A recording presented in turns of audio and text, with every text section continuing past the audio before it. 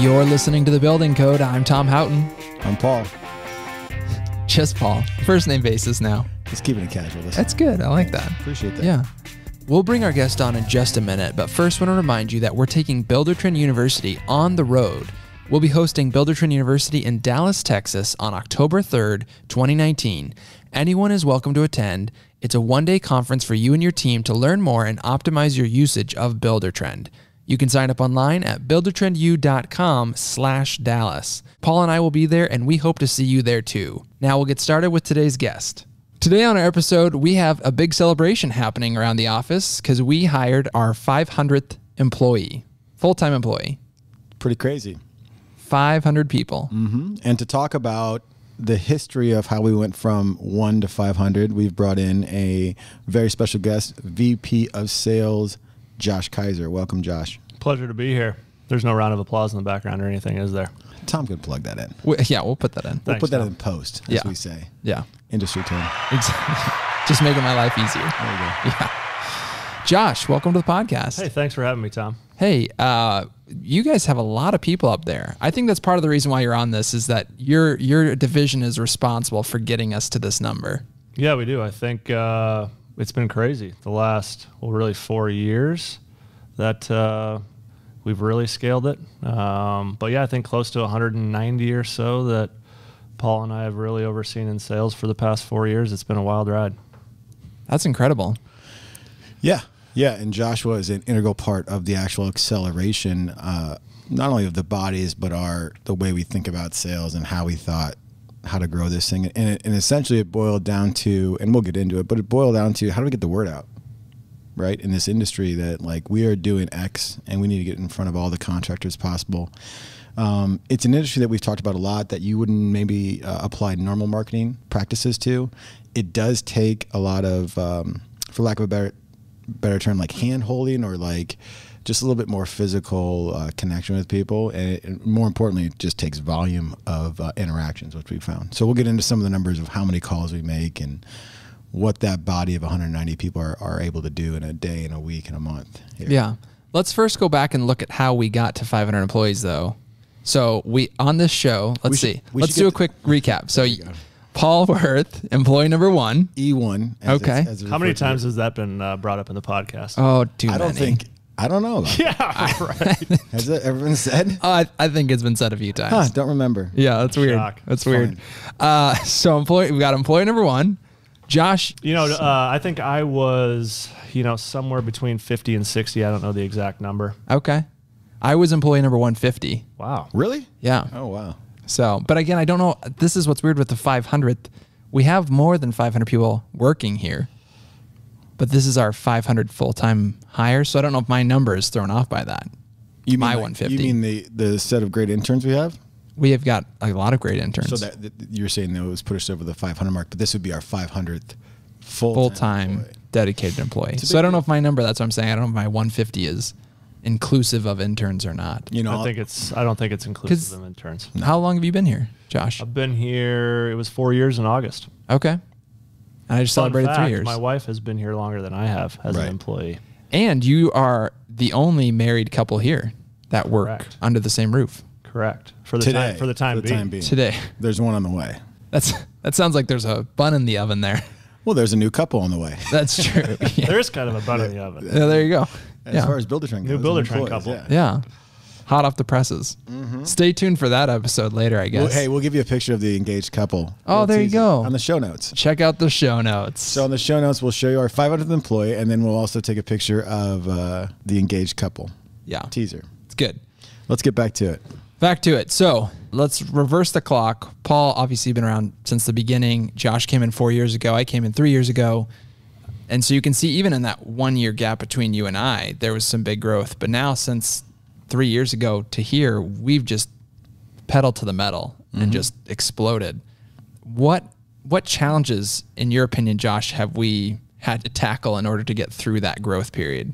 A lot of challenges. I would say the first was just finding the people from a recruiting standpoint. We have a lot of good colleges around that we've been able to poke from, but to grow at that level with that many people, it took a huge effort from our recruiting team I think this year alone, we're going to hire close to 250, maybe 300 people this year alone. So that was probably the biggest hurdle. And then I think to piggyback on what Paul said earlier is just from us specifically in sales, when I came on to help Paul oversee it, I think we had 13 employees in sales. And today that's 190. So in just 4 short years, it's gone from 13 to 190. And I would say on top of finding the bodies was just the process stuff that Paul had talked about, and us really understanding what our strategy is, how we're going to go to market, how we're going to, teach our employees the right processes and structure to actually get that kind of growth in that amount of time.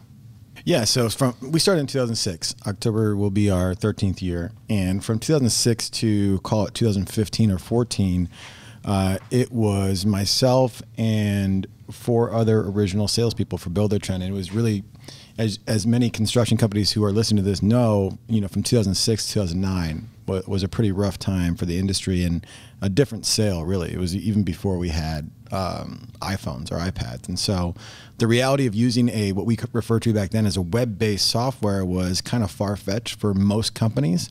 And so we were calling on a lot of people and getting a little response. And with the invention of not only the mobile phone, but also just the industry starting to accept internet-based ways of doing things, we started seeing a little bit of momentum, and then we really saw an opportunity. And so right before Josh got there, we hired our initial 5 to 10, what we'd say second generation salespeople for Buildertrend. And with the success and some of the failure of those processes, Josh came in and really helped lead the strategy. We worked on it together, but a lot of it was his past histories of other companies, the strategy and how to move forward. And really the goal was, like I said earlier, we got to get the word out about us. That's the only way for the industry to know that we exist and the benefits of Buildertrend. So that was our main focus. I really want to try to dive in for our listeners to make sure they know what hurdles are in front of them. Because again, I think our target market for this podcast is somebody who wants to grow their business. We're obviously talking about employees, and that's always a challenge to figure out how do you find the people. You kind of mentioned that. How do you set those processes in place to give them success?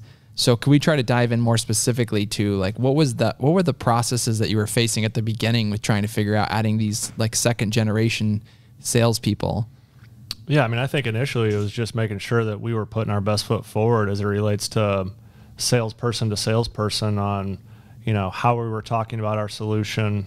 For instance, we do what's called demonstrations, which all our clients are aware. They've gotten demonstrations in the past. We probably called them 1,000 times to get that demonstration. But there was to keep it really basic to your question, Tom, there was no strategy around how we even demoed the product back then. We had great salespeople.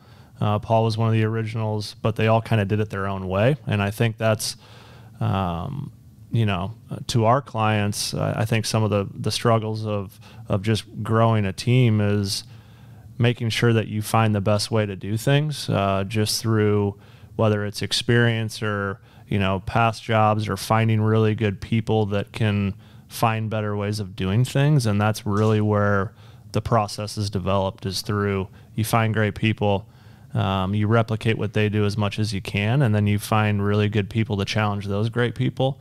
And that's how the process kind of evolves. And so taking it back to the basics of where we started, it was just what's our message to the market on who Buildertrend is and the product that we have and how it can help them in their business moving forward, and making sure that that was streamlined, so that when we did start to scale, there was defined things in place that, as a new employee, there's enough going on in your head on how am I going to bring value? I have a new job. I'm scared. How am I going to get into the mix?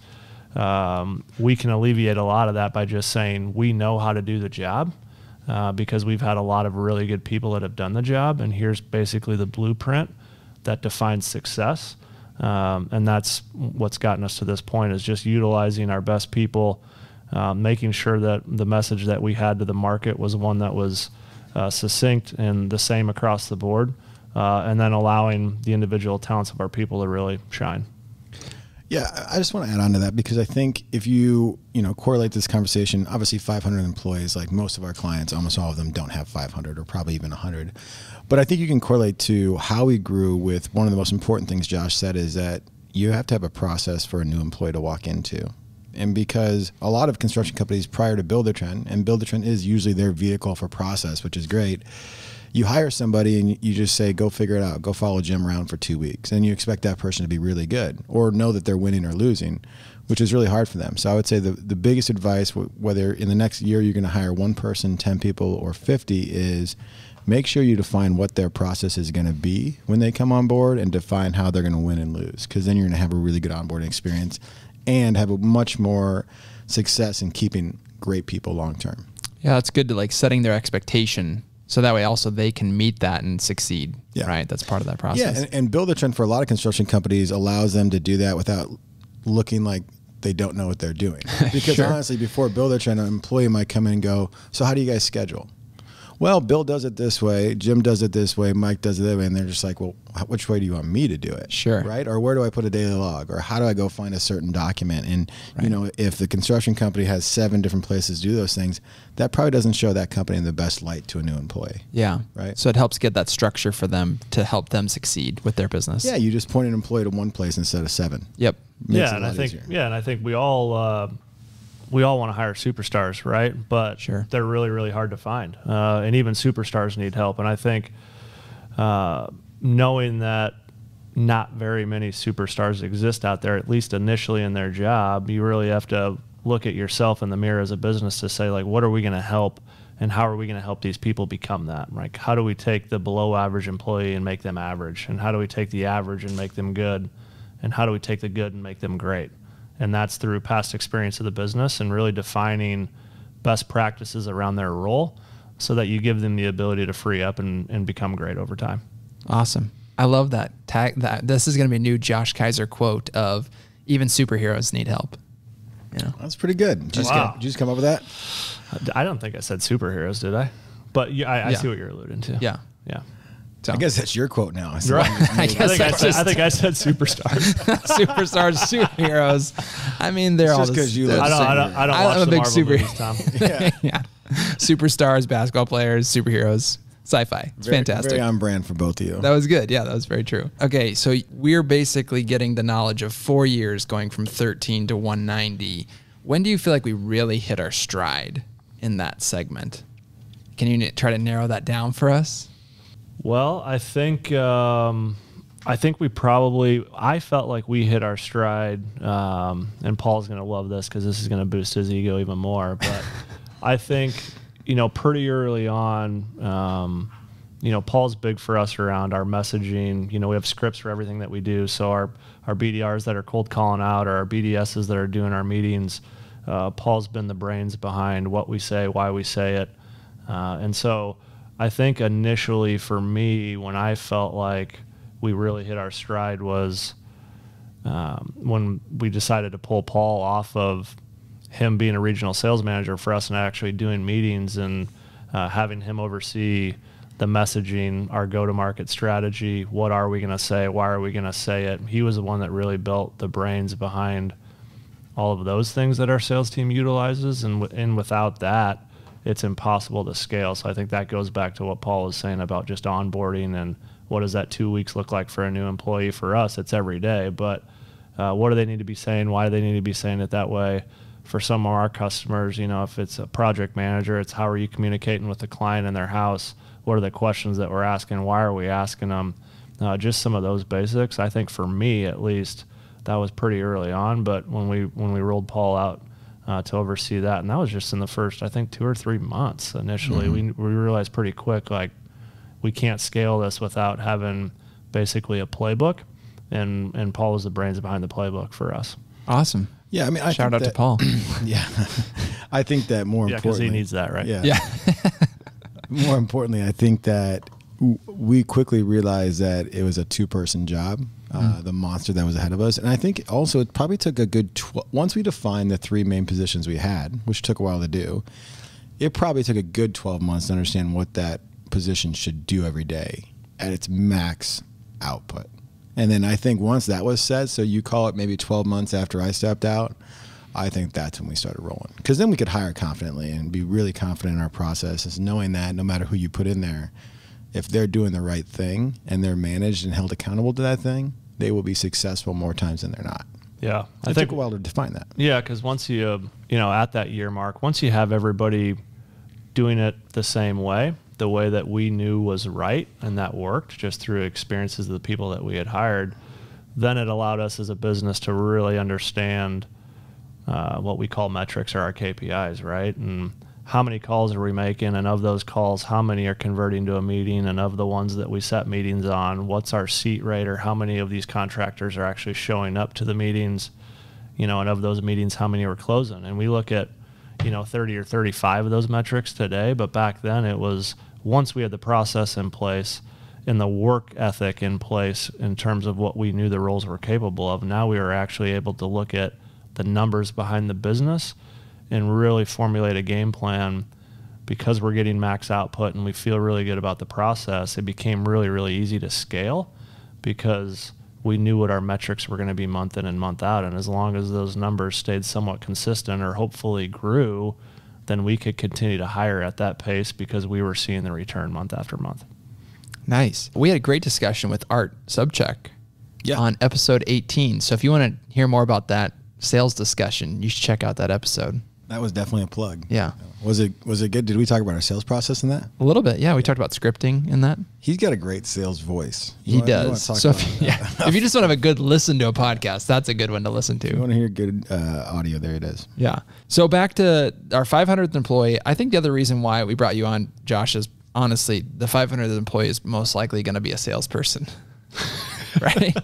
That's how I get the nod. It's the only way I get a nod. Well, I mean, I don't know about that, but well, that's like 30% of our business though, too. Yeah. I mean, I think so historically, as sales grew, then the rest of the departments needed to grow too, right? Yeah. So we have an amazing onboarding team and our customer success team, and they are probably as important as anybody in the building is. So, we show people Buildertrend, and then they have the task of implementing that system into an existing business, which, as we talked about, when you hire new people, you might have some resistance to new processes. So they do an amazing job, but basically as we scaled sales, the CS team had to scale as well. And then the more clients we had, the more feedback we were getting.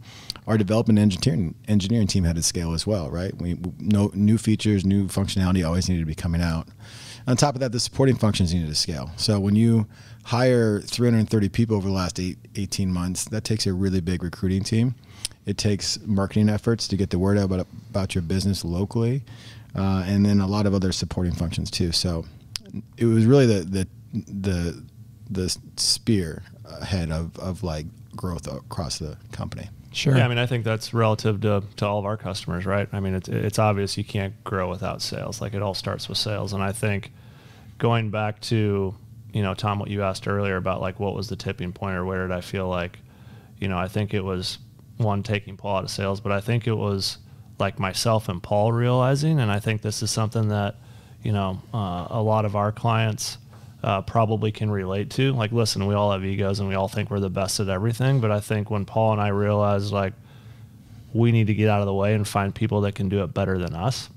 There's people out there that can sell better than we can, and to kind of get out of the way and find people that can do that, I think is really, really important. And that's where I've seen, just in my past experiences and being in construction for, gosh, it's almost 20 years now, which is scary, is just that business owner that probably should hire that first sales rep, because they typically are the sales rep. If you can find somebody that's better at the job than you are, and trust in that, and trust me, they're out there, then I think that's the catalyst that can lead to sustained growth, is finding that one that's better than you, and then realizing like, okay, I can scale this way. Like, I can find people that can do the job not only as good as me, but better than me, and can still be invested in and believe in the things that I believe in because I'm the owner of the business. Sure. That's great. Let's wrap up with this. Let's look to the future. Obviously, celebrating 500 employees, that's a huge milestone. Josh, in your opinion, what's the next big step? What's the next big thing we're going to celebrate? Man. Maybe you can or can't say that. I don't know. Yeah. I don't think it's any secret that we're as passionate as we've ever been about the business. You know, I think if you talk to anybody in the building, we've had a lot of clients that have been here. We're ecstatic with our place in the market, but we're more ecstatic about just the customers that we have, and they're the ones that allow us to do the things that we're able to do. And there's a lot more out there of them to help. The market's enormous. It's a late adopting market, right? There's still a lot of businesses that are on pen and paper or Excel or a lot of the things that our clients used to be on. And so for us, you know, I would say the next big step is just growth. It's been a crazy ride to get to this point, but there's a need in the industry. And we feel like if we continue to do things the right way and can continue to find the right people, that we're the company to fill that need. Awesome. Yeah, as one of our original employees, Andy McCarville, says, who's been on... He's been on the podcast. This very podcast. Yeah. Sky's the limit, baby. He did say that. It's facts. It's good.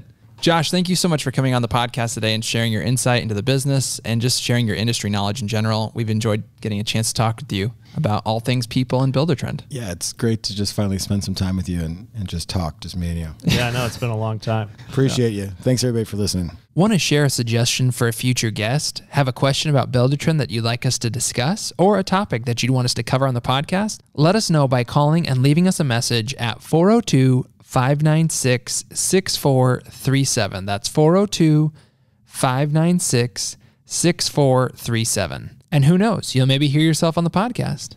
Love what you heard? Don't forget to rate and subscribe to our podcast so you can hear from more guests that will benefit your business. Also, please check out our show notes page for more information on what we discussed on this episode. You can find it at buildertrend.com/podcast. Thanks for listening, and we'll see you next time on The Building Code. Appreciate you.